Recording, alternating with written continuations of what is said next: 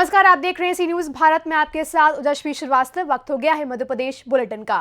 बात करेंगे छतरपुर की, जहां फिल्म कलाकार राजा बुंदेला पर व्यापारी ने आरोप लगाए। आगे बात करेंगे ग्वालियर की, जहां ठगों ने बैंक मैनेजर को किया डिजिटल अरेस्ट। आगे बात करेंगे नर्मदापुरम की, जहां देश विदेश के लोगों को उद्योग लगाने के लिए आमंत्रित किया गया। उज्जैन में पिस्तौल लहराते हुए कई राउंड फायर करने का वीडियो सोशल मीडिया पर वायरल हुआ।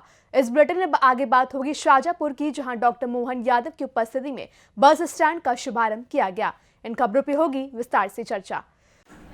नगरीय प्रशासन मंत्री कैलाश विजयवर्गीय की खजुराहो में प्रेस कॉन्फ्रेंस में हुआ हंगामा। फिल्म कलाकार राजा बुंदेला पर लगाए व्यापारी ने आरोप, कहा 32 लाख रुपए का पेमेंट देने के लिए मना कर रहे हैं राजा बुंदेला। टूर और ट्रैवल्स का काम करने वाले के 2017 से नहीं कर रहे payment. Khajuraho intention film festival के कंपनी के आयोजक। आरोप लगाने वाले व्यापारी का आरोप, रुपए मांगने पर दे रहे हैं राजा बुंदेला धमकी। व्यापारी ने मंत्री के सामने बोला, यदि नहीं मिला पेमेंट तो 11 को सीएम के सामने आत्मदाह करेंगे। व्यापारी के आवेदन लिए बगैर बिना कुछ बोले मंत्री चले गए। बुंदेला से करीब 32-33 लाख रुपए पाना है 2018 से ये मेरी, लेकिन सुन नहीं रहे हैं। मेरे पास मुझे लोगों का पैसा देना है। मेरा ऑफिस बंद कर दिया है, वो ऑफिस चुकाने के लिए पैसा नहीं है। मैंने उसी नगरीय प्रशासन जी से, मंत्री जी से मांग की है कि मेरी विनती सुनी जाए। अगर नहीं सुनेगी तो मुख्यमंत्री जी के सामने 11 तारीख को हम आत्महत्या करेंगे। मैटर क्या है आपकी, क्या घटना है? राजा ये हमसे अपना टिकट और ट्रांसपोर्टेशन का काम कराते थे 2018 से। कुछ पैसा देते थे, कुछ पैसा होल्ड कर देते। इनके पास से सरकार का पैसा आता है, स्पॉन्सरशिप का पैसा आता है, हर चीज का पैसा आता है, लेकिन ये हमें आनाकानी साल भर से डेली आनाकानी कर रहे हैं कि हम देंगे। बाकायदे हमारे पास प्रूफ है। ये कहते हैं कि इनको मेल डाला गया, मेल का रिप्लाई नहीं करते हैं, लेटर भेजा, किसी चीज का रिप्लाई नहीं। अगर आपको पैसा नहीं देना है तो रिप्लाई क्यों नहीं कर रहे हैं आप किसी चीज? छतरपुर से सी न्यूज संवाददाता कुलदीप सक्सेना की रिपोर्ट। ग्वालियर में रिटायर्ड बैंक मैनेजर और उनकी पत्नी को ठगों ने डिजिटल अरेस्ट किया। उनसे सीबीआई ऑफिसर बनकर बात की और कहा कि आपके आधार कार्ड से सिम इशू कराने के बाद जेट एयरवेज के नरेश गोयल को 538 करोड़ रुपए का लेन देन किया गया है। ठगों ने शुक्रवार सुबह 9 बजे कॉल किया। इसके बाद दंपत्ति घबरा गए। सीबीआई ऑफिसर ने कहा कि आप बुजुर्ग हैं, इसलिए पुलिस नहीं भेज रहे हैं, लेकिन मिश्रा जी आप डिजिटल अरेस्ट हो। इसके बाद उनको इतना दहशत में रखा कि वो किसी से कुछ नहीं कह पाए। शनिवार की सुबह 11:30 बजे पुलिस ने रिटायर्ड बैंक मैनेजर के रिश्तेदार की सूचना पर उनके घर पहुंचकर उनको मुक्त कराया है। यदि पुलिस समय पर नहीं पहुंचती तो दंपत्ति कैश डालने के लिए तैयार हो गया था। दरअसल ग्वालियर के छतरी मंडी निवासी Ganesh Mishra retired bank manager हैं। शुक्रवार सुबह उनके मोबाइल पर एक अनजान नंबर से कॉल आया और बताया कि मैं TRAI से अधिकारी बोल रहा हूं। आपके मोबाइल नंबर का उपयोग कई तरह के पैनिक मैसेज वायरल किए गए हैं, जिससे 2 घंटे में आपका ये नंबर बंद हो जाएगा। अगला कॉल मुंबई CBI से आने की बात कही। इसके बाद रिटायर्ड बैंक मैनेजर के मोबाइल पर एक व्हाट्सएप वीडियो कॉल आया। इस बार कॉल रिसीव करते ही सामने एक पुलिस की वर्दी में अधिकारी नजर आया। उसने बताया कि वो CBI का अधिकारी है। CBI अधिकारी ने बताया कि आपके नंबर के जरिए जेट एयरवेज के नरेश गोयल को मनी लॉन्ड्रिंग के जरिए 538 करोड़ रुपए की राशि का लेन देन किया गया है। यदि आप सहयोग करेंगे तो ठीक, नहीं तो 5 मिनट में अंधेरी पुलिस आपको परिवार सहित गिरफ्तार कर लेगी। हमारी टीम अभी ग्वालियर में ही है। यह सुनकर बैंक मैनेजर और उनकी पत्नी घबरा गए। उन्होंने सहयोग करने के लिए हाँ कर दी। ठग बोले, आप डिजिटल अरेस्ट हैं। इसके बाद ठगों ने उनको घर में ही एक रूम में पहुंचकर सभी दरवाजे बंद करने के लिए कहा। इसके बाद दंपत्ति को घर में ही डिजिटल अरेस्ट किया गया। यहां उन्होंने आधार कार्ड नंबर, परिवार की डिटेल्स, अकाउंट की डिटेल्स आदि पूछी, फिर उनको निगरानी में रखा। ठगों ने गणेश मिश्रा की पत्नी को अपने काबू में करना चाहा। उनसे कहा कि गणेश मिश्रा के बैंक में जो FD है उसे तुड़वाएं और रकम गणेश मिश्रा के खाते में आने के बाद RTGS करिए। पीड़ित दंपत्ति में मधु मिश्रा ने इस बात को अपनी बहन के पति राहुल को छुपकर बताई थी, जिस पर वो तत्काल शनिवार को गणेश मिश्रा के घर पहुंचे। तब तक डिजिटल अरेस्ट का नाटक चल रहा था। राहुल ने जब डिजिटल अरेस्ट करने वालों को समझाना शुरू किया और पुलिस को सूचना दी। रिटायर्ड बैंक मैनेजर को ठगों ने अपने झांसे में लेकर डिजिटल अरेस्ट किया था, लेकिन उनके रिश्तेदारों की समझदारी से उनके साथ ठगी नहीं हुई और पुलिस तत्काल मौके पर पहुंची। जांच पड़ताल की जा रही है। ये श्री गणेश नारायण मिश्रा जी हैं। ये लेडीज़ पार्क के सामने रहते हैं। इनके द्वारा आज जो है वो सूचना दी गई थी, पुलिस तत्परता से मौके पर पहुंची थी।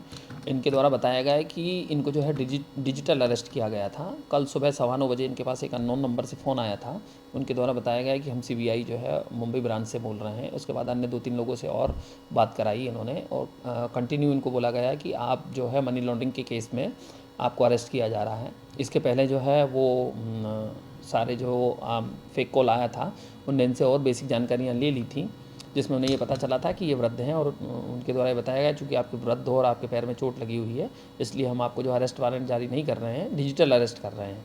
तो इनको सुबह 9:15 बजे से लगातार बताया गया है कि आप अपना जो है वो वीडियो कॉल पे बने रहेंगे, फ़ोन को बंद नहीं करेंगे।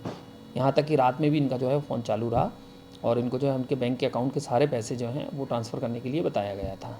इस संबंध में इनकी पत्नी द्वारा इनके एक रिश्तेदार को सूचना दी गई, जिनने पुलिस को खबर दी, तो पुलिस तत्काल मौके पर गई थी। मौके पर जाकर इनको बताया गया कि डिजिटल अरेस्ट नाम की कोई चीज़ नहीं होती है और उसके बाद में सारी इनको जानकारियों से अवगत कराया गया। ग्वालियर से सी न्यूज़ संवाददाता शिवम सिंह चौहान की रिपोर्ट।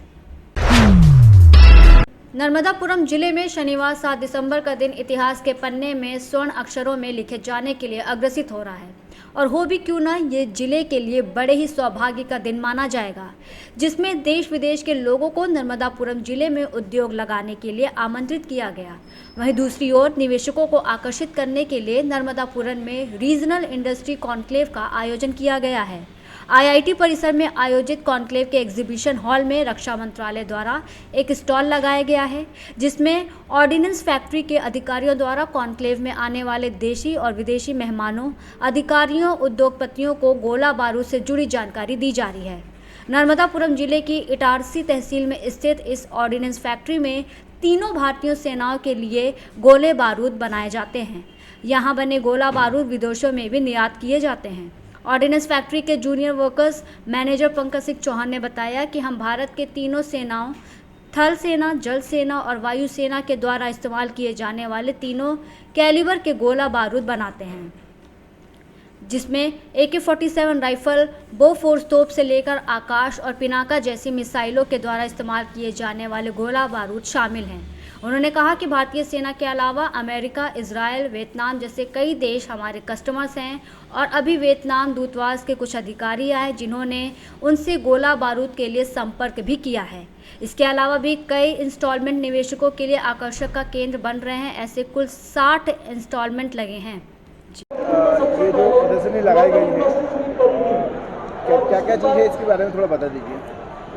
कि ये जो प्रदर्शनी है, हमारा जो नर्मदापुरम जिला है, इसमें इटारसी में स्थित ऑर्डिनेंस फैक्ट्री इटारसी है और ये इस क्षेत्र की सबसे बड़ी फैक्ट्री है, चाहे हम वित्तीय स्तर पर बात करें या सामरिक महत्व की बात करें। और ऑर्डिनेंस फैक्ट्री इटारसी, जिसमें हम तीनों सेनाओं को प्रोपेलेंट सप्लाई करते हैं, प्रोपेलेंट की आपूर्ति करते हैं।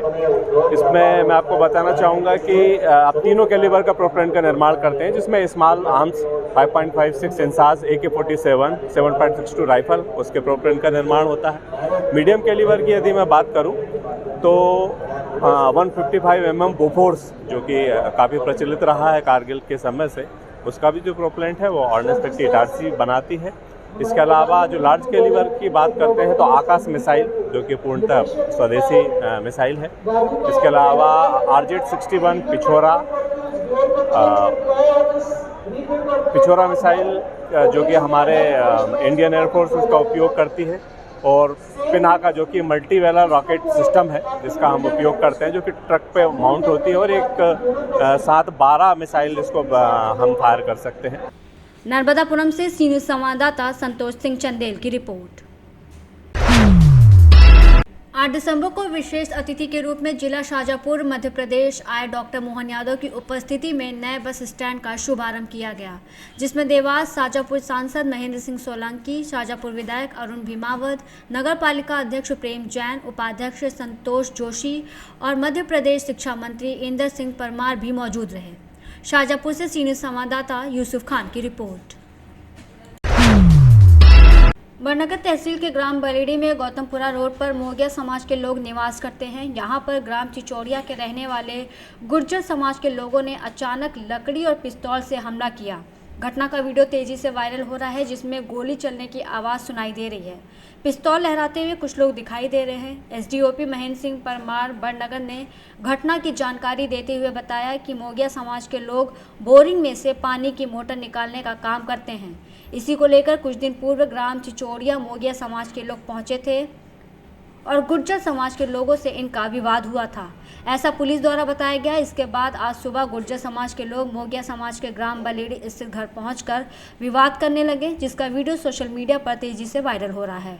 लठ लेकर 5 से 6 लोग वीडियो में नजर आ रहे हैं। बाद में उनके द्वारा पिस्तौल से गोलियां भी चलाईं और विवाद करने लगे, जिसका वीडियो सामने आया है, जिसको लेकर पुलिस जांच कर रही है। मोगिया समाज के मलखान चौहान ने बताया कि मैं पीड़ित राजेश पिता दयाराम जाति मोगिया निवासी बलेड़ी के मामा का लड़का हूं। जानकारी देते हुए बताया कि राजेश पिता दयाराम जाति मोगिया के साथ एक दिन पहले गुर्जर समाज के लोगों ने झगड़ा किया था। जब ग्राम चित्तौड़िया गया था मोटर निकालने के कार्य को लेकर, तो गुर्जर समाज के 4-5 लोगों ने शराब के नशे में उससे शराब पीने के लिए पैसे मांगे, नहीं देने पर उसके साथ मारपीट की, जिसको लेकर पुलिस में शिकायत की गई थी। इसी बात को लेकर उन्होंने आज राजेश मोगिया के बड़े भाई पदम सिंह के घर पर हमला किया। इस घटना में मेहरबान गुर्जर, गोकुल गुर्जर, राधेश्याम जुझार, जवान सिंह गुर्जर हमारे घर पर आए, पिस्तौल लहराते हुए 3 से 4 फायरिंग की, पुलिस से कार्रवाई की मांग की और मोगिया समाज के लोग भारी संख्या में थाने पर पहुंचे।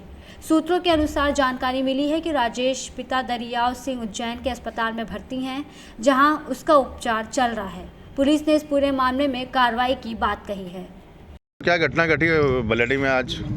आज तो हमने जो कल लड़ाई हुई थी उसके बारे में हमने रिपोर्ट डाली, तो वो हमारे घर पे आए मेहरबान और गोकुल, राधेश्याम जुझार और ये बहुत सारे जवान सिंह और पिस्टल के और 4 फायरिंग की उसने कि तुम रिपोर्ट काट दो नहीं तो तुम्हें मार डालेंगे। जिसके बाद कल की घटना, कल की 7 तारीख की घटना, राजेश पिता दयाराम मोटर निकालने गया सोनेडे और रास्ते में उसे रोका। इन्होंने सारों ने, जिनका नाम बताया मैंने, उनके सारों ने, और रंगदारी की के शराब के लिए पैसे चाहिए हमें, तो उसने इनकार बोल दिया और वहाँ से हाथ जोड़ के निकल गया। जिसके बाद वो जहाँ पर मोटर निकाल रहा था वहाँ पर आकर सभी ने उस पर लाठी चार्ज कर दिया और उसे अधमरा कर दिया और मार के उसको खाली में डाल दिया। सर बताइए, बलेड़ी में विवाद हुआ था और एक वीडियो वायरल हुआ जो पिस्तौल लहराते हुए, क्या है मामला? इसमें एक घटनाक्रम है, एक कन्हैया जो है यहाँ बलेड़ी का है, कहीं लोग मोटर निकालने का काम करते हैं, तो चिचोड़िया गांव में कल गए होंगे, वहाँ पे इनका कुछ विवाद हुआ था। इसी विवाद को लेके जो है आज सुबह पुनः दोनों पक्षों में मारपीट आपसी हुई है और दोनों पक्षों पे जो है राउंड अप भी कर लिए गए हैं। दोनों पक्षों की तरफ से रिपोर्ट भी दर्ज की जा रही है और जो पिस्तौल वाला है उसकी भी जांच करा के हम उसमें विधिवत कार्रवाई की जाएगी। बड़नगर से सी न्यूज़ संवाददाता विजय सोलंकी की रिपोर्ट। फिलहाल इस बुलेटिन में बस इतना ही। देश दुनिया की तमाम खबरों के लिए आप देखते रहिए सी न्यूज़ भारत।